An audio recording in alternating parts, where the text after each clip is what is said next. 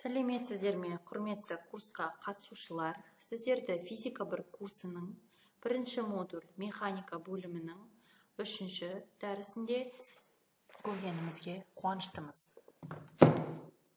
Классикалық механиканың физикалық негіздері дайындаған физика магистрі, физика кафедрасының аға оқытушысы Алдаберген Іңкәр Ерболатқызы. Біз алдыңғы дәрісте кинематика бөлімін қарастырған болатынбыз. Оның ішінде үдеуді қарастыруға келіп тоқтаған болатынбыз. Дәрістің жоспары бойынша механикалық қозғалыс материалдық нүкте санақ жүйесі орын ауыстыру вектор модулі жылдамдық қарастырылды. Енді қисық сызықты қозғалыс кезіндегі толық үдеу, айналмалы қозғалыс кинематикасы, бұрыштық жылдамдық, бұрыштық үдеу, дененің еркін түсуі, тік жоғары тасталған дененің қозғалысы, дененің ең жоғары көтерілу биіктігі, көлденең ұшудың ең үлкен қашықтығы, көлденең лақтырылған дененің жер бетінен биіктігі. Яғни, алдыңғы дәрісте айтып өткендей, үдеу дегеніміз нүкте жылдамдығының векторы уақыт бірлігі ішінде оның қозғалысы кезінде қаншалықты өзгеретінін көрсететін векторлық шама. А вектор тең dv вектор бөлінген dt тең и вектор ax плюс j вектор ay плюс z вектор az. Лездік үдеу шексіз аз уақыт аралығында орташа үдеудің ұмтылатын шегі. Ол тең a вектор тең лим дельта t 0-ге ұмтылғанда дельта v вектор бөлінген дельта t, a вектор тең dv вектор бөлінген dt тең и вектор ax плюс j вектор ay плюс z вектор az. Мұндағы ax тең dvx бөлінген dt, ay тең dvy бөлінген dt, az тең dvz dt. Енді үдеудің құраушыларына келетін болсақ, қисық сызықты қозғалыс кезіндегі жылдамдық векторы берілген әрбір уақыт мезетінде дене траекториясына қозғалыстың орташа қозғалыстың бағыты бойынша жүргізілген жанама бағытталады.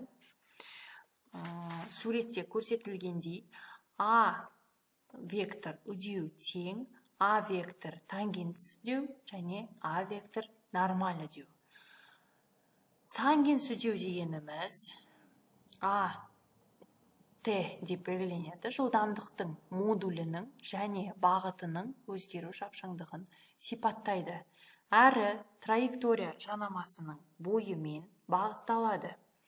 А тангенсал үдеу dv вектор бөлінген dt-ға және жылдамдықтың бірінші туындысына тең екен, яғни а t тең v штрих. Нормаль үдеу ан жылдамдықтың бағыты бойынша өзгерісін сипаттайды. Жылдамдық векторына перпендикуляр әрі траекторияның қисықтық центріне бағытталған, яғни ан тең v квадрат бөлінген r. Жылдамдықтың модулі а тең а модуль түбір астында ax квадрат плюс ay квадрат плюс az квадрат. Қисық сызықты қозғалыс кезінде толық үдеу мынаған тең. А вектор тең а вектор t плюс а вектор n. А тең түбір астында а тангенс квадрат плюс ан, а t квадрат плюс ан квадрат. Үдеудің тангенсалды құраушысы а t вектор тең dv вектор бөлінген dt t вектор.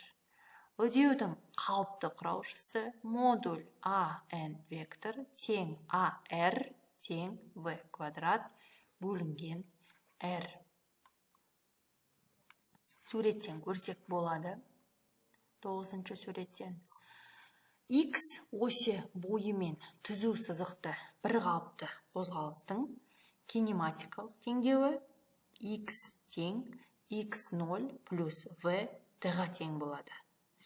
Бастапқы жылдамдығы бір қалыпты айнымалы қозғалыстың t уақыттағы жүрген жолының ұзындығы s. Үдемелі қозғалыста үдеудің таңбасы плюс, кемімелі қозғалыста үдеудің таңбасы минус. Яғни s тең s0 плюс v0 t плюс at квадрат бөлінген 2. v тең v0 плюс at. S дегеніміз жүрілген жолдың ұзындығы, v дегеніміз жылдамдық.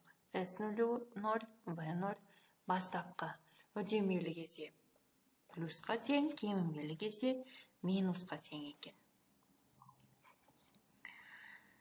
Қисық сызықты қозғалыс және оның түрлері қисық сызықты қозғалыс деп жылдамдығының бағыты уақыт өткен сайын өзгеріп отыратын қозғалысты айтады. Бұл қозғалыстың жылдамдығы тұрақты немесе айнымалы болуы мүмкін. Қисық сызықтың берілген нүктесі қисықтық радиусы R деп аталады. Сол нүкте орналасқан доғаға сәйкес келетін шеңбердің радиусын айтамыз.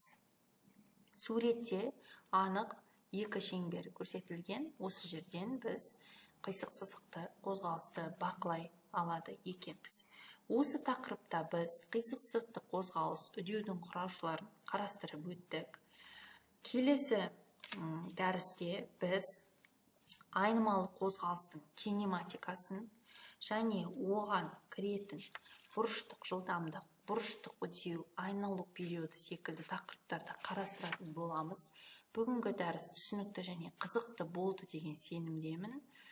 Атсалысып тыңдағандарыңызға рахмет.